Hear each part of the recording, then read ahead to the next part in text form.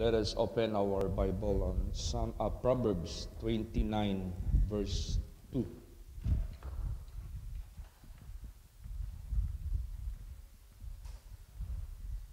Praise the Lord. When the righteous are in authority, the people rejoice. But when the wicked beareth rule, the people mourn. Ayan. Malapit na po ang ating election ng ating bansa. Especially, we will be electing the highest position of our land, no? Yung pinakamataas na position, which is the president. And going downwards, no? Pababa na hanggang sa ating syudad. Kaya kailangan natin ng guidance mula sa Diyos. Kasi ang Diyos, siya yung perfect, siya yung magbibigay sa atin kahit paman ng tamang direksyon. Pag mag-choose tayo ng leader, it got to be a righteous leader.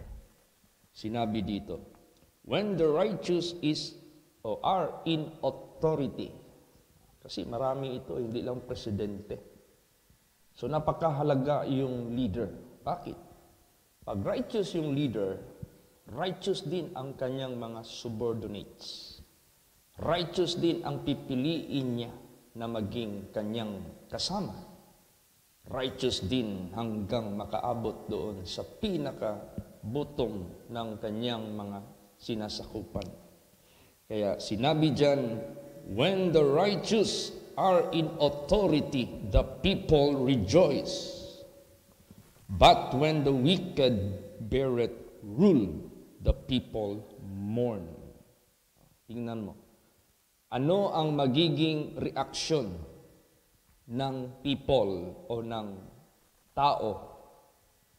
If you call people in the Philippines, Filipino people, tayo na mga Pilipino, pag matuwid ang nailagay sa authority, galing presidente, hanggang vice, hanggang senador, congressman, mayor, municipal, city mayor, governor, lahat-lahat na. Pag righteous ang nasa authority, the people rejoice. Bakit? Kasi alam nila, hindi gagawa iyan ng ikaka-pobre ng mga tao, o hindi iyan mag-api ng mga tao, hindi iyan mag-take advantage sa mga tao, kundi ang isip niyan is paano matulungan ang mga tao. Paano masagip ang mga tao sa kahirapan, paano masagip ang mga tao kahit paman sa lahat ng mga kasamaan. Masaya ang mga tao talaga. Hindi naman natin tinataas yung ating presidente ngayon. Anong maririnig natin sa bibig ng mga tao? Anong pagbabago ang kanilang naranasan sa buhay nila? Unang-una, sabi nila, ang mga karsada ay napakalaking dulot ng kaginhawaan ng kanilang lugar. Ikalawa, yung mga krimen na minusan, hindi man masabi nating totally wala na, pero napakalaking pagbabago. Makakalakad ka na dyan sa gabi, makakapaggamit ka ng cellphone na at least walang hahalbot. Pumunta ka sa gobyerno, wala ng mga red tapes, o kaya hindi ka tatagalan yung proseso, yung bang meron talagang pagbabago. O kaya, pag ang leader ay walang ibang inisip, kapakanan ng mga tao, masaya ang mga tao pag ang leader ay matuwid. But the wicked beareth rule, kung ang masama ang siyang maghawak ng gobyerno, ang mga tao iiyak. Iiyak sila. Bakit? Walang kapakinabang tanggapin ang people, ang mga tao. Kundi ang sarili lang na pagpapayaman, sarili lang interest ang gagawin. Kaya i-pray natin sa ating Panginoong Hesukristo. I will not endorse any candidates, but use your eyes, use your ears, use your heart to select leaders. Gamitin ang mata, gamitin ang tainga, gamitin ang puso. Paano magpili ng magiging leaders natin na matuwid. Praise the Lord. Kahit nga barangay level magtanong ka lang dyan sa mga constituents nila. They can say something. The previous and the current, pwede nilang makumpara yan. Ano pa kaya yung mga matataas na mga level? You can inquire the people na sinasakupan ng kanilang kapamahalaan. They will speak. Magsasalita yan sila. Kaya, bigyan natin ng kahalagahan itong election. Praise the Lord. Kasi pinag-uusapan dito ang magiging leaders ng ating bayan, ng ating bansa. Kaya, basihan natin lagi ang banal na salita ng Diyos. Basa pa. Proverbs 11, verse 10. Praise the Lord. When it goeth well with the righteous, the city rejoiceth, and when the wicked perish, there is shouting. Yan. Kung ang mga matuwid ang siyang mamamahala, ang syudad ay liligaya. Masaya ang syudad. Ibig sabihin yan, magkakaroon ng progress, magkakaroon ng prosperity, magkakaroon ng peace and order, magkakaroon ng matatawag nating public o government services na sulit na sulit. Praise the Lord. Ganun. Walang ibang iniisip kapakanan ng madla ng mga tao. Yan ang, ngayon lang ako nakatikim ng passport na 10 years. Ang laki kayang kaluwagan yan. Praise the Lord. Hindi lang isang tao ang nakaka-avail yan. Lahat who would go abroad.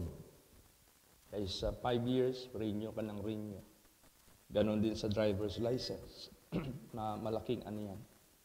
So, when the wicked perish, there is shouting. Pag nawala yung mga masasamang damo, magkakaroon ng sigawan. Dalawang sigaw lang yan. Sigaw ng mga taong gustong matuwid na leader, masaya na sigaw. Sigaw ng mga kasama ng mga wicked, sisigaw din yan sila ng frustration. Magmamarcha, magrarally, sigaw din yan sila. Bahala na. Importante, makakasigaw din ang mga tao pag nagkakaroon ng righteous leader, ikasasaya nila yan kasi alam nila hindi yan gagawa ng pangdadahas sa kanila. Praise the Lord. Basa pa, Proverbs 28:12. Praise the Lord. When the righteous men do rejoice, there is great glory. But when the wicked rise, a man is hidden. Yan. Pag ang nanalo ng mga leaders natin ay matutuwid, merong kaluwalhatian ang ating bansa. May kaluwalhatian ang ating syudad. May kaluwalhatian ang ating barangay. There is glory. Pag sinabing there is glory, there is prosperity, there is peace and order, there is good community, magandang komunidad. Pero kung ang masama ang siyang tatayo, ang tao magsitago. Tatago sila. Ibig sabihin yan, they are afraid. They are sorrowful. They are not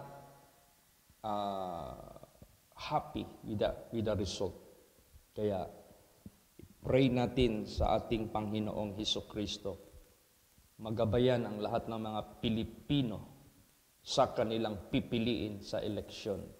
Let's pray for the Filipino people to use the eyes, to use the ears, to use the heart in selecting righteous leaders. Praise the Lord. Ano ang pinakamalaking posibilidad na malaking epekto sa ating bayan, bansa pag ang leader ang nagkamali? Pag ang leader ang nagkamali, malaking ano yan, damage na mangyayari. Tulad sa Germany, nung nangulo si Hitler. Di ba? You mention Hitler in Germany, people will abhor that name. Ayaw nila yan. Because Hitler killed so much Jewish race. Yung race ng mga Hudiyo, pinatay niya. Out of his personal hatred against the Jews. See, malaking impact yan.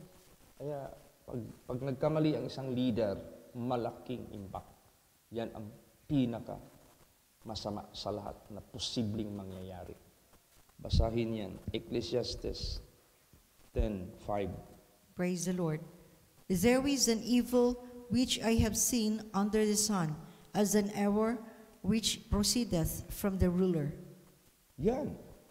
Yan ang isa na masama na nakikita dito sa lupa, sa ilalim ng araw, ang pagkakamali na nangyayari mula sa isang presidente, mula sa isang prime minister, mula sa isang king, yung pinaka-top na leader.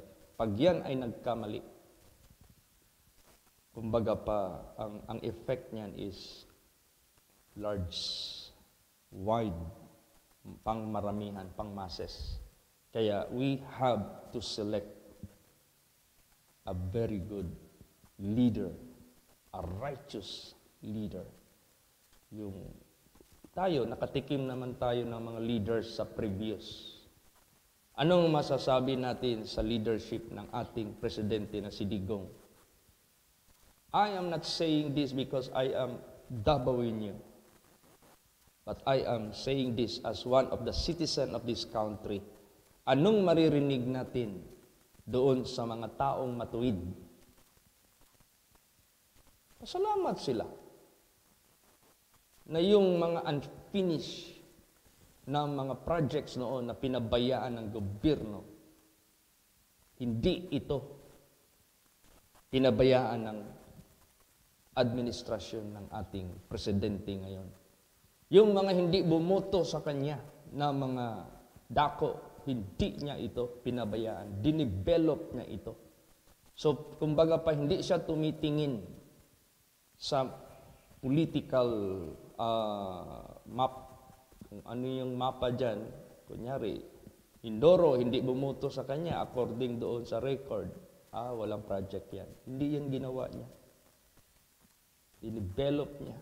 Kunyari, north side, hindi bumoto sa kanya. Binigyan niya lahat ng project. Hindi siya nag-iisip ng personal interest, personal grudge sa mga probinsya, sa mga syudad. Lahat. Ako nag-ikot ako ng buong Pilipinas sa pagbisita sa ating mga simbahan. Ang ganda ng mga karsada. Ang dami ng mga bypass road na ginawa ang government to ease the traffic in that center of cities or whatever. Dami. Ang ganda pa ng pagkatrabaho. If you are going from Manila to Pangasinan, ang bilis mong makarating.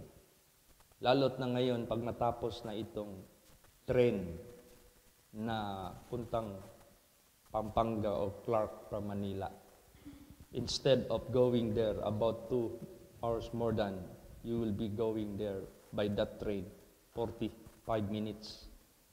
Dahil sa gandang disenyo ng train, it will speed, 120 kilometer per hour. Mabilis siya. So, ibig sabihin yan, wala pa naman traffic yung tren. Kasi may sariling release yan. May sariling daan yan. So, anong iniisip ng ating gobyerno? Kapakanan ng bayan, kapakanan ng ating lahat. Kaya, i-pray natin na mag-continue. Ang leader na pipiliin natin yung mag-continue. Hindi yung mag-oppose, hindi yung mag-cancel sa lahat ng proyekto na sinimula ng ating presidente ngayon. Kailangan talaga. Ako, pumunta ako ng ibang bansa. What the people say about our president. Inggit sila. Sabi nila, ang sarap hiramin ng presidente ninyo. Ngayon pa ako nakarinig.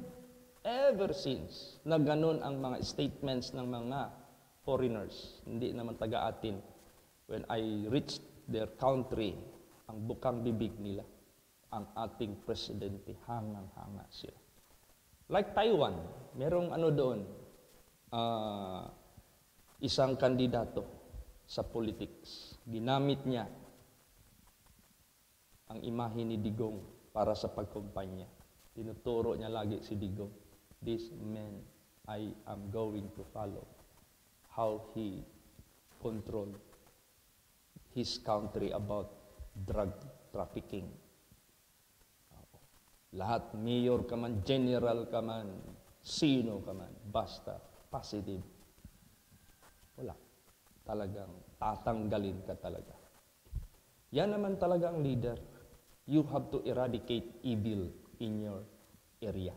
And you have to establish righteousness. Para pa kang Diyos. Tinan mo doon sa langit. Pag masama ka, hatulan ka talaga ng Diyos. Pagdating dito sa lupa, panahon naman ni Noah, hinatulan niya ang mga masasama. Panahon sa Sodom and Gomorrah. Ganon. Ganon ang righteous leader. Praise the Lord. Hindi niya kinukonsinti ang mga masasama. Tingnan mo dito sa Bible. Merong leader dito na appoint.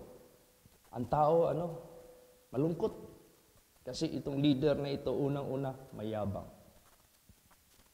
Ikalawa, meron siyang pinipili na tao na kanyang gustong patayin. Kaya wala namang ginawang masama sa kanya. Basahin natin yan. Esther 3:15. Praise the Lord. The post went out, being hastened by the king's commandment, and the decree was given in Shushan the palace, and the king and Haman sat down to drink, but the city of Shushan was perplexed. Yan. Malungkot ang city of Shushan at the time. In perplex. Bakit? Yung leader na yan na si Haman, gusto niyang patayin lahat ang mga Hudiyo. Parang dyan ata siguro nakakopya si Hitler. Hate na hate nila yung mga Hudiyo. Bakit? Unang-una, hindi sumasamba ng tao. Gusto ni Haman, sambahin siya Pag maglakad siya dyan sa streets, gusto niya lahat ng tao will bow down before him. Si Mordecai, Hudiyo, bawal sa batas ng Diyos yan. Do not even bow down any creature of God, yung mga nilalang ng Diyos, ang i-bow down natin ang ating sarili doon sa naglalang. Natamaan ngayon yung ego ni Haman. Nung nalaman niya na Hudiyo itong taong ito, lahat ng Hudiyo dadamayin na niya, pati yung mga inosente. Gusto na niyang mapatay. Parang Hitler talaga. Yan ang leader na masama. Hindi kapakanan ng mga tao ang iniisip, kundi self-interest. See? Pero nung nawala yung leader na yan, napalitan ng righteous leader, anong pakiramdam ng mga tao? Basa. Esther 8:15. Praise the Lord. And Mordecai went out from the presence of the king in royal apparel of blue and white, and with a great crown of gold, and with a garment of fine linen and purple. And the city of Shushan rejoiced and was glad. Yan, masaya ang mga tao. And Mordecai went out from the presence of the king in royal apparel of blue and white, and with a great crown of gold, with a garment of fine linen and purple. The city of Shushan rejoiced and was glad. Unang-una, anong ginawa ni Mordecai? Narinig niya yung gustong papatay sa hari. Di ba siya yung nagkaroon ng guts para mahuli yung mga assassins? Kaya hindi napatay yung hari. So, ibig sabihin niya, this man is loyal to a king or to the king. Loyal siya. Wala siyang sinasabi na self-interest. Ito si Haman, wala. Interest, sarili lang yung ano niya.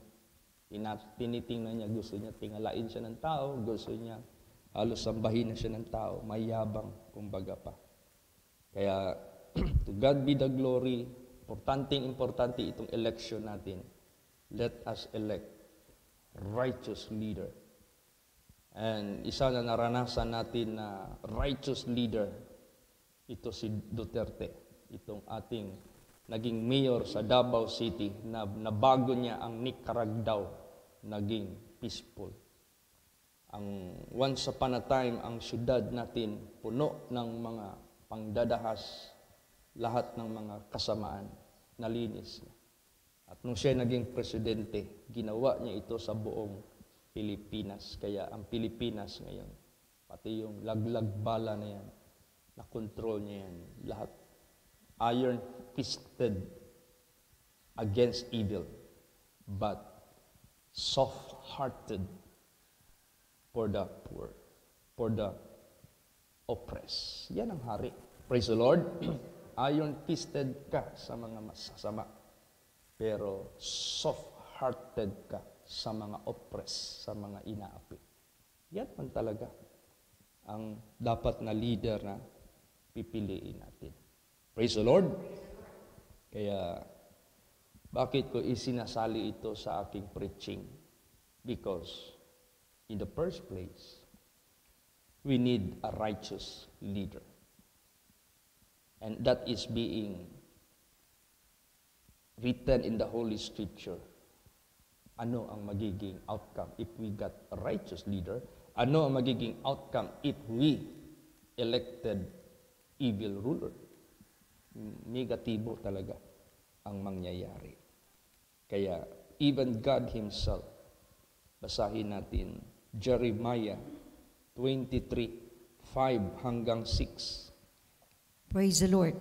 Behold, the days come, saith the Lord, that I will raise unto David a righteous branch, and a king shall reign and prosper, and shall execute judgment and justice in the earth. In his days Judah shall be saved, and Israel shall dwell safely. And this is his name, whereby he shall be called the Lord our righteousness. Yes, sino itong righteous branch? Si Jesus Christ ito. Walang iba. Anong ginawa ni Lord Jesus Christ? Execute judgment and justice in the earth. Anong judgment ang ginawa niya? He destroyed the work of the devil. Anong judgment ginawa niya? He saved the victims of his enemy. Niligtas niya ang mga biktima ng kanyang kaaway. Dinestroy niya ang work of the enemy.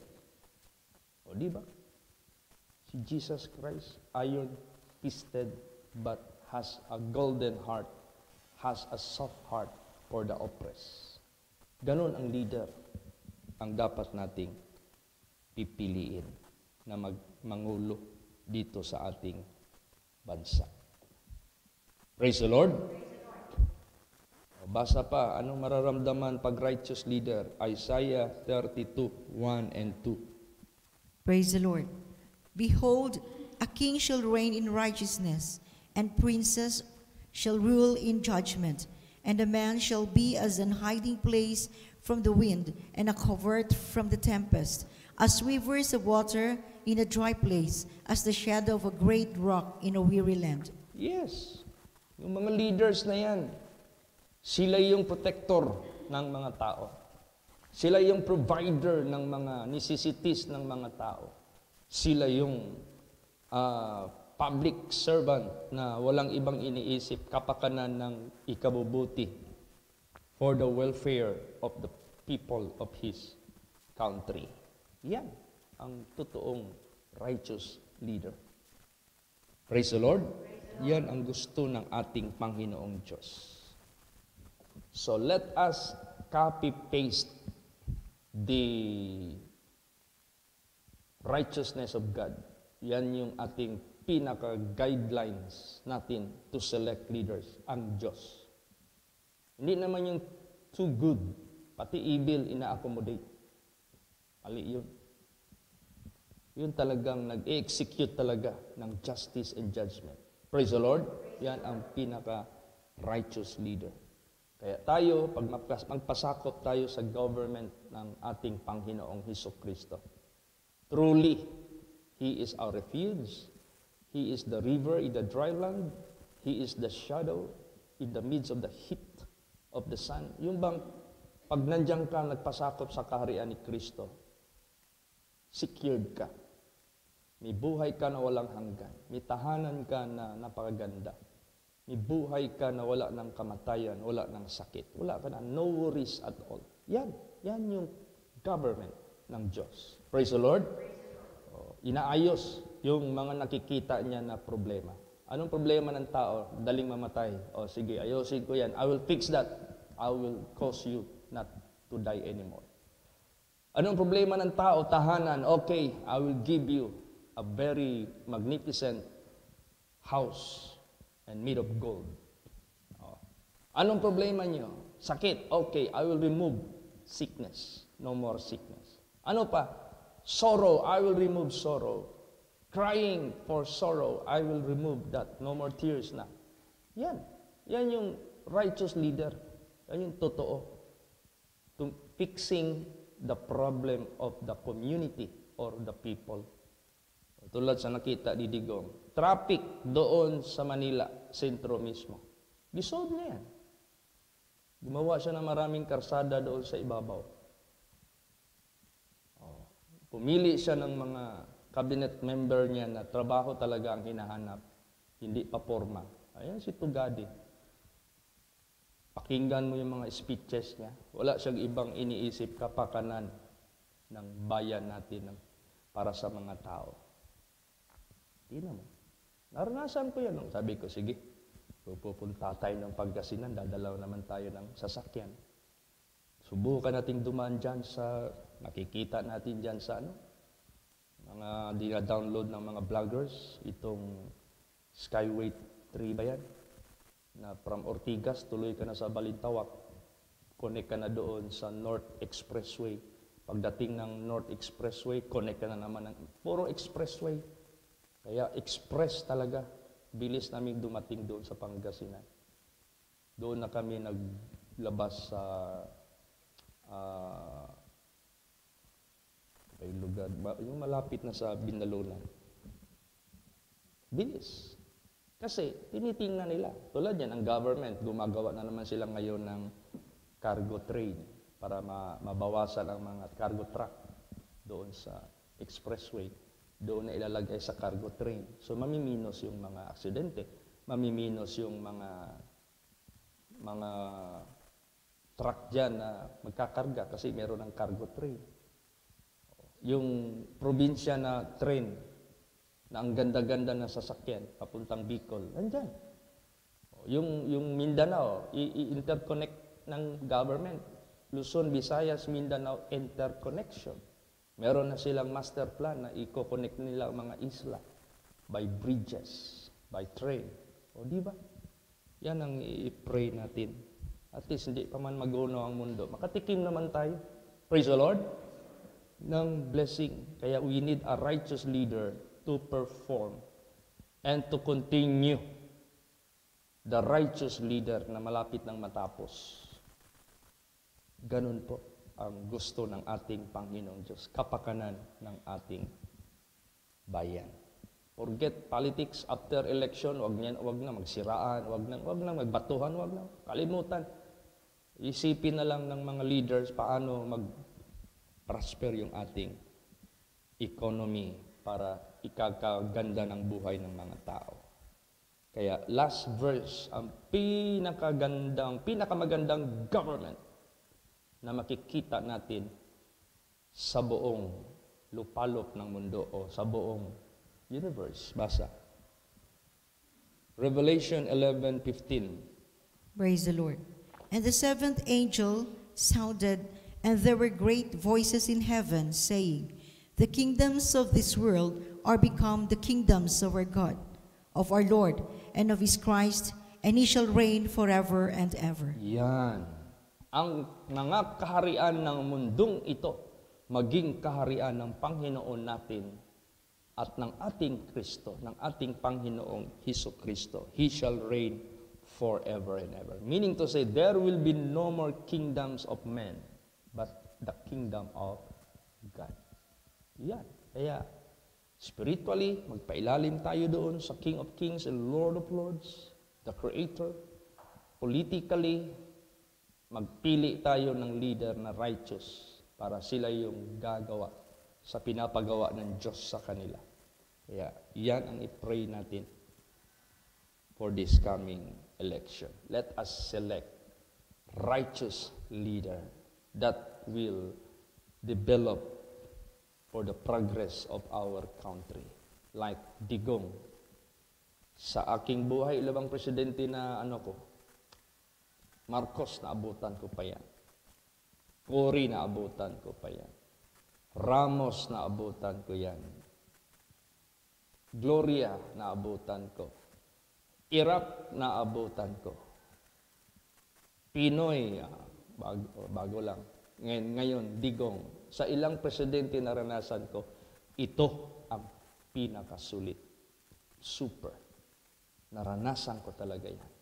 Yung mga government employees, takot silang at least may takot mag-corrupt. Praise the Lord. Oh, tapos meron ng mga CCTV yan. Ako noon, yung tawag yan, yung pinaka-corrupt na agency ng Pilipinas, custom. Nakapasok ako ng opisina ng custom. Sabihin ko sa inyo, yung drawer ng mga opisyal dyan, ng mga signatories. Parang umuulan ng pera, papasok sa drawer niya. Kada pirma yan, meron yan. Kada pirma, ilan yan. Ilang mga brokerage yan, ilang mga shippers yan, ilang mga, ang dami talaga. Kaya yung binanatan niya ni Digong, gulo ang nangyari. Kung baga pa nagkaroon ng mas, yung pagkalahatang balasa, binalasa yan, pinalitan lahat ng mga korap. Di ba? So, yan. Kaya, siya lang nakagawa niya. Wala nang iba. Nabago yung atmosphere ng Manila Bay. Sa ilang presidente dumaan, baho at basura, mararamdaman mo doon. Ngayon, napakalinis na. I am not idolizing Digong, but we are just looking for a genuine leader that can do and perform their duties sa kanilang mga sinasakupan. Kaya i-pray natin na merong magtakbo ng presidente that 100% na mag-continue. Hindi kay ang sinasabi, walang proyekto na ginawa ang gobyerno, walang development. Bulag siguro yun. Bingi. Kaya ganon. Kung sino yung mag-continue sa nalasap natin na kaginhawaan sa presidente natin ngayon. Yun. Yun na yun. Praise the Lord. Hindi lang ako mag-endorse ng kandidato. Gamitin nyo nga yung mata at saka tayo ngayon. Makinig kayo sa kanilang mga sinasabi. Praise the Lord. Kaya this is very important. Then, spiritually, let us go to Christ and let us submit ourselves to His will, to His government, because someday there will be no kingdoms that will exist except the kingdom of God, and He will reign forever. Praise the Lord. Magsitayo po ang lahat.